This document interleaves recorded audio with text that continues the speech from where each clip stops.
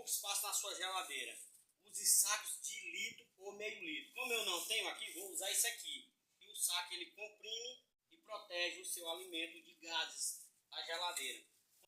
Carne ou peixe, feijão, qualquer coisa que você for usar. Ou então potinhos, pequenos potinhos, que eles possam... O saco é melhor, porque o saco ele vai dar mais espaço, né? Faz de uns 30 quilos. Em 30 quilos, você dá uma laçadinha, que é para a hora que quiser abrir, e coloca aqui, ó. Pronto. Aqui não coube o peixe inteiro, então o que foi que eu fiz?